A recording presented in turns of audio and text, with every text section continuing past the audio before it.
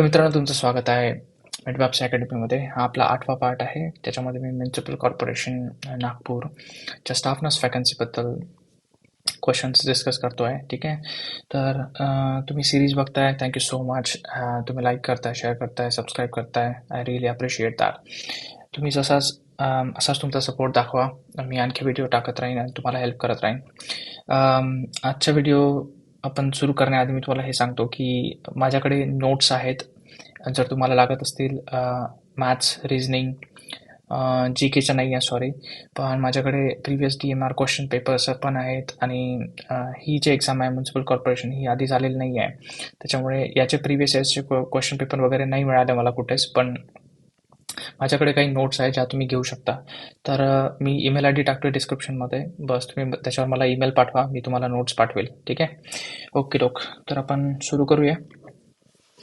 तर आजच्या क्लासमध्ये मी सगळंच घेणार आहे. म्हणजे मी अकॉर्डिंग टू द जो सिलेबस त्यांनी दिलेला आहे ना, मॅथ्स, रिझनिंग, मराठी, इंग्लिश आणि तांत्रिक म्हणजेच आपलं नर्सिंगवाला, त्याच्या अकॉर्डिंग मी क्वेश्चन पेपर बनवले आहे. म्हणजे 10 क्वेश्चन बनवले आहे. तर आपण सगळंच बघणार आहे याच्यामध्ये. ओके, चलो सुरू करू. Which of the following is a common symptom of diphtheria? चलो, डिप्थेरियाबद्दल प्रश्न आहे. हा खूपच कॉमन कंडिशन आहे डिप्थेरिया, आणि याच्यावरती भरपूर क्वेश्चन एक्सपेक्टेड आहे. म्हणजे येणाऱ्या एक्झाममध्ये DMR असो किंवा हे म्युनिसिपल कॉर्पोरेशनवाली असो, त्याच्यामध्ये याचे क्वेश्चन्स एक्सपेक्टेड आहे. त्याच्यामुळे आम्ही टाकला आहे. याच्यामध्ये तुम्हाला मी सर्वच कव्हर करून देतो डिप्थेरियाबद्दल. म्हणजे कुठलाही क्वेश्चन आला तर तुम्हाला लिहिता आला पाहिजे. ओके, चलो डिप्थेरिया बघूया. डिप्थेरियाचा पॉझिटिव्ह ऑर्गॅनिझम विषयी विचारतात. तर याचं नाव आहे सायनोकोबॅक्टेरियम. डिप्थेरिया डिप्थेरियाच म्हणतात, म्हणून डिप्थेरियाच आहे. ठीक आहे. सायनोकोबॅक्टेरियम डिप्थेरिया हा पॉझिटिव्ह ऑर्गॅनिझम आहे. हा बॅक्टेरिया असतो. ठीक आहे. हा कशातून एंटर करतो आपल्या बॉडीमध्ये, ते असं विचारलं जाते प्रश्नामध्ये. म्हणजे डिप्थेरिया कसा पसरतो किंवा how it enters into the body. तर हा एंटर करतो थ्रू रेस्पिरेटरी ट्रॅक. तो कम्युनिकेबल डिसीजमध्ये येतो हा. तर ड्रॉपलेट इन्फेक्शनमुळे सुद्धा हा पसरतो. डायरेक्ट कॉन्टॅक्ट जर फ्लूइडशी आला आपला, त्याच्याने पसरतो. आणि हा रेस्पिरेटरी ट्रॅक थ्रू सुद्धा पसरतो. म्हणजे कफिंग गिफिंग जर करत असेल पेशंट, तर त्याच्या कॉन्टॅक्टमध्ये आपण आलो तर पसरतो. ठीक आहे. त्याच्यानंतर आहे इन्क्युबेशन पिरियड 2 to 6 days. तर 2 ते 6 दिवसातच तुमच्यामध्ये सिम्टम जनरेट होणं सुरू होऊन जाते, एकदा त्या पर्सनच्या कॉन्टॅक्टमध्ये आले तुम्ही तर. ठीक आहे. याचं जे क्लासिकल फीचर असते, सिम्टम साईन म्हणा, साईन जे याचं साईन आहे, एक पर्टिक्युलर मेम्ब्रेन बनते याच्यामध्ये. कुठे? गळ्यामध्ये. तर ते मेम्ब्रेन एक तर ग्रे कलरचं असू शकते किंवा येलो कलरचं मेम्ब्रेन असते. त्या मेम्ब्रेनचं एक नाव आहे, त्याला म्हणतात सुडो मेम्ब्रेन किंवा याला फॉल्स मेम्ब्रेन सुद्धा असं सुद्धा म्हणतात. ठीक आहे. False membrane, pseudo membrane. ठीक आहे. आणि कशामुळे बनते तर हा जो सायनोकोबॅक्टेरियम डिप्थेरिया आहे, हा एक एक्सोटॉक्सिन जनरेट करतो. एक्सोटॉक्सिन जनरेट करतो. एक्सोटॉक्सिन काय असते? जे सेलच्या बाहेर टाकलं जाते. ठीक आहे. ते वाला एक्सोटॉक्सिन. तर हे जनरेट करतो आणि त्याच्यामुळे हे मेम्ब्रेन तयार होते आपल्या गळ्यामध्ये. ठीक आहे. आणि हे मेम्ब्रेन तिथे असल्यामुळे काय होते, आपल्याला स्वॉलोइंग डिफिकल्टी येते. म्हणजे गिळता येत नाही, घास गिळता येत नाही. ठीक आहे. तर हे काय आहे, त्याचं क्लासिकल फीचर आहे. त्याच्यानंतर आता स्वॉलोइंग डिफिकल्टीमुळे काय होते, गळ्यावर सूज येते. आणि गळा कसा दिसतो आपल्याला? बुल स्नेक, बैलाच्या गळ्यासारखा दिसतो. तर बुल स्नेक हे सुद्धा एक क्लासिकल साईन आहे. कशाचा? डिप्थेरियाचा. ओके. आता बघू याच्यात टेस्ट कुठली केली जाते. टेस्ट इथे याच्यात खूप महत्वाची टेस्ट आहे, जी एक्झाममध्ये खूपदा विचारलेली आहे. तर या टेस्टचं नाव आहे शिक टेस्ट. Six taste. ठीक आहे. शिक्स टेस्ट भरपूरदा विचारलेलं आहे, तर हे लक्षात घ्या. Six taste. आणि शिक्स टेस्टमध्ये करतात काय, तर 0.1 ml एवढं डायल्युएंट जे आहे, हे बॉडीमध्ये इंजेक्ट केलं जाते. ठीक आहे. कशासाठी? बघण्यासाठी की आपल्या बॉडीमध्ये टॉक्सिन जनरेट झाले आहे की नाही, ठीक आहे, हे बघण्यासाठी याच्यात केलं जाते. शिक टेस्ट लक्षात ठेवा. हे बाकी नाही विचारत, 0.1 ml डायल्युएंट वगैरे हे नाही विचारत. कशाबद्दल विचारतात? शिक टेस्ट आणि डिप्थेरिया हे लक्षात ठेवा. शिक टेस्ट डिप्थेरियासाठी केली जाते, बस एवढंच. त्याच्यानंतर याला प्रिव्हेंट कसं करता येते, म्हणजे होऊच द्यायचं नाही बा. कसं प्रिव्हेन्शन करतो आपण? कशा थ्रू? वॅक्सिनमुळे.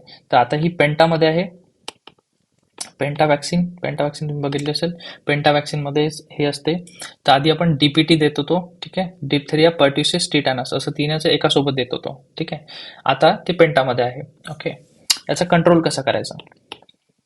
एखाद्याला झाला तर आता कंट्रोल कसं करायचं? तर त्याला टोटल आयसोलेशन करायचं, कारण हे ड्रॉपलेटमुळे पसरते. रेस्पिरेटरी ट्रॅक तो कफ केला तर पसरते, म्हणून याला आयसोलेट करायचं 14 दिवसापर्यंत, ठीक आहे. 14 days. प्रश्न येऊ शकतो किती दिवसापर्यंत आयसोलेट करतो आपण? तर 14 दिवस, किंवा म्हणजे ऑर आणखी कधीपर्यंत? जोपर्यंत याचे दोन स्वाब निगेटिव्ह येत नाही, ठीक आहे, तोपर्यंत.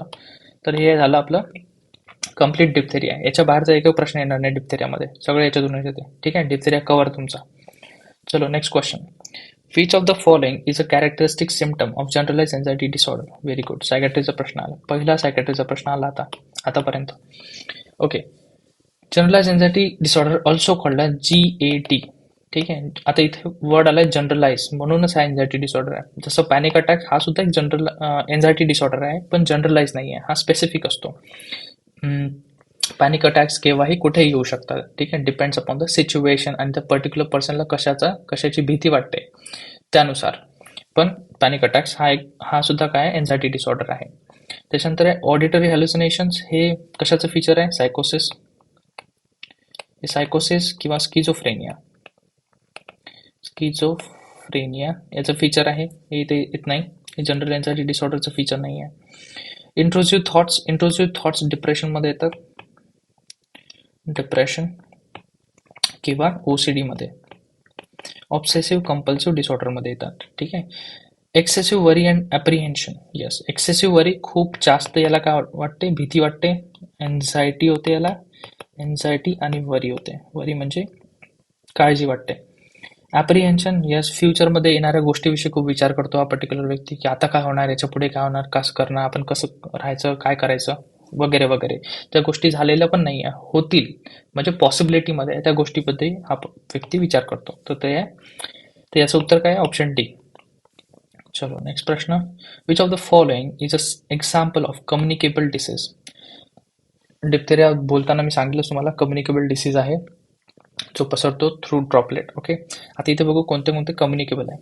कम्युनिकेबल म्हणजे एका व्यक्तीकडून दुसऱ्या व्यक्तीला होणारा आणि खूप लवकर पसरणारा, तो असते कम्युनिकेबल डिसीज, ठीक आहे. डायबिटीज आहे का? मी जर एखाद्या व्यक्तीला डायबिटीज आहे, त्याला हात लावला, त्याच्यासोबत जेवण केलं किंवा तो खोकलला माझ्या बाजूला, तर मला होईल का डायबिटीज? नाही होत, बरोबर आहे. हा कम्युनिकेबल नाही आहे. हायपरटेन्शन पसरतो का? नाही पसरत, नाही आहे. ट्युबरक्युलोसिस, हो. टीबी वाला व्यक्ती जर माझ्या बाजूला येऊन खोकलला तर मला पण काय होणार? टीबी होणार, बरोबर आहे. हा कसा काय? कम्युनिकेबल आहे. तर याचा आन्सर काय आहे मग? याचा आन्सर आहे ट्युबरक्युलोसिस, ठीक आहे. ऑस्टिओआर्थरायटिस होत नाही, बिलकुल नाही. हा इन्फ्लामेशन ऑफ जॉईंट्स आहे, याचा काहीच घेणदेण नाही आहे, हा कम्युनिकेबल नसतो. चला, question number 4. What is the purpose of pap smear? खूप कॉमन क्वेश्चन आहे. पॅप्समियर बद्दल खूप सारे प्रश्न येतात, पण सगळे प्रश्न एकच गोष्ट विचारतात की पॅप्समियर कशासाठी केलं जाते? तर पॅप्समियर केलं जाते सर्व्हायकल कॅन्सर स्क्रीन करण्यासाठी. बेसिकली स्क्रीन टेस्ट आहे, ठीक आहे. स्क्रीनिंग टेस्ट आहे, कन्फर्मेटरी टेस्ट नाही आहे, स्क्रीनिंग टेस्ट आहे. याच्यामध्ये काय करतात? पॅप्समियरमध्ये एक स्वाब घेतात. कशावरून? सर्व्हिक्सचा स्वाब घेतात, आणि हे युजली केव्हा केलं जाते? जेव्हा डॉक्टर पेल्विक एक्झामिनेशन करतात. पेल्विक एक्झामिनेशन और वजायनल एक्झामिनेशन हे करतानाच काय करतात? ते पॅप्समियरचा स्वाब घेऊन घेतात. मग ह्याच्यामध्ये सायटॉलॉजी केली जाते, म्हणजे सेल्स बघितल्या जातात. जर सेल्स काय अफेक्टेड आहे तर सर्व्हायकल कॅन्सर स्क्रीन केलं जातं, म्हणजे स्क्रीन होते, ठीक आहे. बाकी मग याच्यात काहीच नाही, बस एवढंच विचारलं जाते पॅप्समियरमध्ये. तर पॅप्समियर, सर्व्हायकल कॅन्सर हे गणित लक्षात ठेवा. चला, 5वा प्रश्न. Identify the word with a correct spelling. चलो स्पेलिंगवाला म्हणजे हा कशाचा इंग्लिशचा प्रश्न आहे, इंग्लिशवाला. असाच एक प्रश्न मराठीत सुद्धा येतो की खालचा शब्द खालीलपैकी कुठला शब्द बरोबर शब्द आहे किंवा किंवा त्याला बरोबर स्पेल केलेला आहे असं येऊ शकते. गारमेट हा शब्द नसतो, शब्द आहे गॉर्मेट. गॉर्मेट हा शब्द आहे, याचा ऑप्शन 4 बरोबर आहे. आता तुम्हाला याचा अर्थ सांगून देतो. गॉर्मेट म्हणजे होते असा व्यक्ती, पर्सन, ज्याला कशाबद्दलची आवड आहे, जेवणाबद्दलची खूप आवड आहे, खूपच खायला आवडते है ना. तर लाईक फूडी आहे, खूप आवडते याला. आणि याला फूडबद्दल खूप सारा माहिती सुद्धा असते आणि याला नवीन नवीन फूड ट्राय करणं आवडते. तर हा ॲक्च्युली कल्चरल शब्द आहे, डिराइव्ड शब्द आहे. आणि याचा अर्थ काय होते, पर्सन ज्याला फूडबद्दल माहिती आहे, त्याला फूड खाणं खूप आवडते, वेगवेगळं फूड खाणं आवडते, असा व्यक्ती, त्याला गॉर्मेट म्हणतात. ठीक आहे. तर हा आहे 5वा. 6वा प्रश्न, select the most appropriate synonyms of the given word. Synonyms विचारला आहे आणि शब्द काय आहे, ड्वेल. ओके, ड्वेल हा शब्द जर तुम्ही आधी ऐकला नसेल तर हा शब्द पाठ करून घ्या. ठीक आहे, कारण हा खूपच कॉमन शब्द आहे इंग्लिश लँग्वेजमध्ये वापरला जाणारा. ठीक आहे. ड्वेलचा अर्थ होते जेव्हा आपण एखाद्या नवीन ठिकाणी जातो आणि मूव्ह इन करतो. मूव्ह इन म्हणजे, आता मूव्ह इन हा याचा समानार्थी शब्द आहे. Move in, move in. त्याच्यानंतर आणखी काय म्हणू शकतो त्याला, मूव्ह इन किंवा रिसाइड. हा रिसाइड, रिसाइड करणे, राहणे बेसिकली, एखाद्या ठिकाणी जाऊन राहणे, त्याला म्हणतात ड्वेल, रिसाइड. त्याच्यानंतर आहे अबाइड, अबाइड, बाइड. बाइड हा शब्द पण आहे, हा स्कॉटिश शब्द आहे. तो स्कॉटिश शब्द आहे बाइड. तसा तो शब्द अबाइड आहे पण त्याला बाइड म्हणतात स्कॉटिशमध्ये. त्याच्यानंतर ऑक्युपाय, ऑक्युपाय किंवा लॉज, हे सगळे काय आहे, समानार्थी शब्द आहे ड्वेलचे, एकमेकांचे सुद्धा. तर हा शब्द लक्षात ठेवा. तर आपला आन्सर काय आहे, आन्सर डी आहे. हा बाईड म्हणजेच काय होते, मूव्ह इन करणे किंवा एखाद्या ठिकाणी जाऊन राहणे, त्यालाच आपण बाईड म्हणतो किंवा ड्वेल म्हणतो. ठीक आहे. आता याचे मी तुम्हाला थोडेसे, हे झाले समान, हे झाले सिनोनिम्स. आता मी तुम्हाला याचे विरुद्धार्थी शब्द सुद्धा सांगून देतो. विरुद्धार्थी शब्द काय काय असते, तर सोडून जाणे. आता हा मूव्ह इन करतो ना, तर मूव्ह आउट हा काय याचा विरुद्धार्थी शब्द. किंवा मूव्ह सरकून जाणे, सरकणे, तो पण. त्याच्यानंतर गो किंवा डिपार्ट, सोडून जाणे, किंवा क्विट, सोडून देणे, हे सगळे काय आहे त्याचे विरुद्धार्थी शब्द आहे. ठीक आहे. चलो प्रश्न 7वा, खालील प्रत्येक प्रश्नात पहिल्या पदाचा दुसऱ्या पदाशी जो संबंध आहे तोच संबंध तिसऱ्या पदाचा चौथ्या पदाशी आहे म्हणते. हे लक्षात घेऊन प्रश्नचिन्हाच्या जागी येणारे पद निवडा. वा वा, एकदम छान प्रश्न. चलो, पहिला आहे 27. 27चा काही संबंध आहे म्हणते 9 बरोबर, आणि आपल्याला कशाचा काढायचा आहे, 51चा संबंध काढायचा आहे कशा तरी सोबत. चला बघू आपण कसं करायचं. ठीक आहे. तर हा फारच सोपा प्रश्न आहे. असे प्रश्न भरपूर येतात, तुम्हाला सांगतो. हा जर प्रश्न तुम्हाला करता आला तर तुमचे, मी सांगतो, 50% प्रश्न जे आहेत रिझनिंगवाले किंवा मॅथ्सवाले झाले असं समजून घ्या. 2 आणि 7 किती होतात, 9. आला 9. तर 5 प्लस नाही करायचं आपल्याला, सॉरी प्लस करायचं आहे, प्लस करायचं आपल्याला इथे. म्हणजे 2 + 7 केलं ना आपण, 2 + 7 9 आलं. आता 5 + 1 करायचं, किती ते 6. आपला आन्सर काय, ऑप्शन नंबर सी, 6. ठीक आहे. फारच सोपा आहे, फारच सोपा. चला 8वा प्रश्न बघूया. खालीलपैकी इतरांपेक्षा वेगळी संख्या कोणती, म्हणजे ऑड वन आउट काढायचं आहे, ऑड आउट करायचं आपल्याला. ठीक आहे. चलो, 144, 168, 196, 256. ओके, पहिला काय, 144. 144 कशाचा स्क्वेअर आहे रे बाबा, 12चा स्क्वेअर आहे हा. त्याच्यानंतर 168, 68 हा नाही, कशाचा स्क्वेअर नाही आहे. जर हाच 159 असता तर हा 13चा स्क्वेअर झाला असता, 69 सॉरी. त्याच्यानंतर 196, 196 कशाचा स्क्वेअर आहे, आठवतो का काही, स्क्वेअर पाठ केला असेल ना तुम्ही, 14चा स्क्वेअर आहे हा 196. आणि 256, 256 कशाचा स्क्वेअर आहे, 16चा स्क्वेअर आहे. आणि 225 कशाचा आहे, 15चा स्क्वेअर आहे. ठीक आहे, आठवते ना. तर आता आपल्या समजूनच गेले, इथे सगळे स्क्वेअर आहे. 96, 256, 144 स्क्वेअर्स आहेत सगळे.